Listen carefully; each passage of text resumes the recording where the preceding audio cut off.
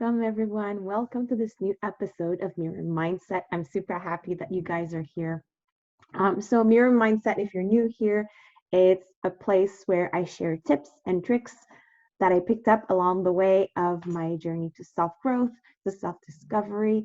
I picked those tips up from people, from books, from YouTube video, from all places, and I felt compelled to share those tips and tricks with you guys. So, today, what I want to talk about is setbacks. So, first things first, I want to start by making something very clear here so that everybody understands. We are human beings. We are human beings with emotions, and all our emotions are valid. The, the fear, the sadness, the happiness, all our emotions are valid. The thing is, though, is how we're going to deal with those emotions and express those emotions. That is what's going to have the biggest impact, and that is what's going to affect the future or our interaction with others the most.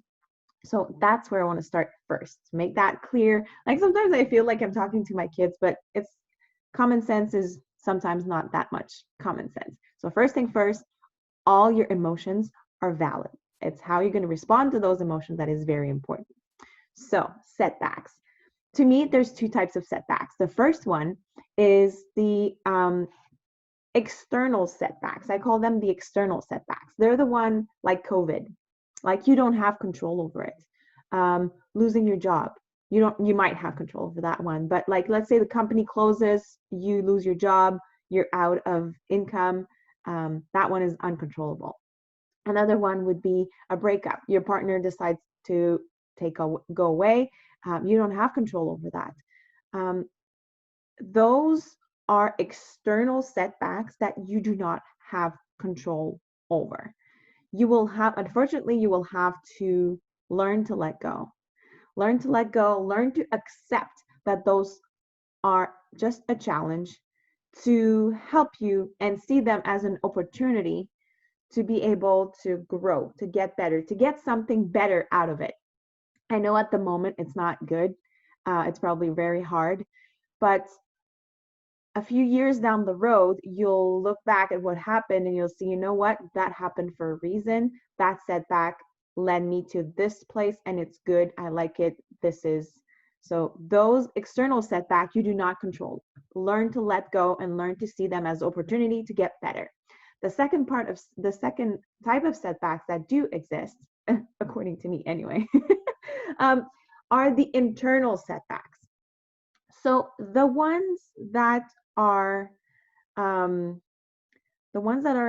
usually, most of the times, those setbacks are going to happen in response to your emotions. Remember, your emotions are valid. So example, they're going to happen because of fear, because of lack of confidence, because of fear of failure, because of lack of trust, because you feel the loss of control. Example, I'm going to try to make it simple here. So example, you are, wait a minute. Yes, okay. So you're going to the gym, you're working out, New Year's Eve is coming. I know a lot of people, that's going to be their resolution. Honestly, I would say if it's going to be your resolution for January, don't wait for it. Start right now. It's never too early to start, but that's just my opinion. So, example, I'm kind of walking off my path here. So, example, you are doing your workout, you're working out, you're eating healthy, everything's going well, but you don't see the change physically. So you start losing confidence in your ability of being able to do it. You start losing confidence in your the possibility that a change is going to happen. So what do? Well, you start eating again. You start binge eating again. You start you're not as consistent to go to the gym. So you're gonna kind of sabotage yourself in a way. Because you are experiencing all those emotions, like I said, fear of failure, lack of trust, lack of confidence. So those you can control. They're not easy to control. I'm not saying it's easy, but those you can control. You're going to have to find the tools that will help you to keep moving forward. You're going to have to find the tools. It can be an accountability partner. It can be a podcast. It can be a new playlist. It can a music playlist. It can be anything, but you're going to have to find the tools in order to be able to get going. And also, you're going to have to make sure that you remove the temptation of not doing it. So, example, I'm going back to my binge eating. I mentioned binge eating earlier. So, let's say you know that on Friday night and Saturday night and Sunday night, any night, anytime, you binge eat or you eat stuff that you shouldn't eat. Don't buy the food. Just don't buy it. When you're at the grocery store and you're motivated to achieve your goal, it's way easier to leave the chocolate bar or leave the bag of chips at the grocery store. Don't bring it home. If you do want to have a little treat every once in a while, that's awesome. Go for it. We should be allowed to eat whatever we want at any time, according to me anyway. But if your problem is binge eating, don't bring the food in. Just let it there. So you have to remove the temptation. Or example, you're watching a movie and you know that when you watch a movie, you binge eat. How about you start, don't make fun of me here, how about you start knitting? How about you start crocheting? If your hands are doing something, there's a less chance that you're going to start eating for no reason just because your hands have something to do. Or pick up a hobby, like go for a walk, go for a run, go visit a friend, play cards, play board games, play video games so your thumbs are busy. Like just find other tools to be able to remove the temptation that's going to sabotage yourself. Also, let's say another example would be if you go to the gym. If you're trying to go to the gym regularly and you catch yourself just at the end of your day, you just go and get in your car and get home and you're like, I'm done. I'm not going out again. I'm not going to the gym. I'm too tired. And then you repeat that over and over again because you didn't have the results you wanted to have. And then the fear of failure starts to get in the way. So an example for that for the gym would be, how about you change your routine? Change your routine and go to the gym before you go to work. So then at the end of your day, your gym is already done. Or it could be when you go, you bring your bag in the car, you put it in the car, everything is already in the car. And then once you get out of work, you go straight to the gym. You don't come home where you get comfortable and you're tempted to say, no, I'm not going to go tonight. So those are basic example about food and workout. I use those because I know most of the people will relate and will understand what they are. But those do apply to your businesses. If you're building a business, like you're sabotaging yourself, remove the temptation, use the new tools. Setbacks are going to happen. The worst part about the setbacks is that they are very hard because you lose momentum. So when you create this routine of doing the thing you want to do to achieve your goal, and then you stop, you break your momentum. So it's hard to pick the momentum back up again. It's like if you're starting a car or starting your bike, or starting to ride your bike, you're going to have to use a lot of energy to get it rolling. But once it's going, it's going to go very well. So when you sabotage yourself or you do something that breaks that momentum, it's hard to start over again. So be careful with those. Their setbacks are hard because you're losing momentum. But most of all, because you start feeling the guilt. We talked about emotions here at first. So usually when you have setbacks that are caused by you, the internal setbacks mostly, you'll start feeling the guilt. You'll start beating yourself because, oh, I should not have done that, or I should not, or I should have, or I should have. So then you're gonna start to should yourself a lot. Use the word should in the matter of the guilt that you feel towards what you've done.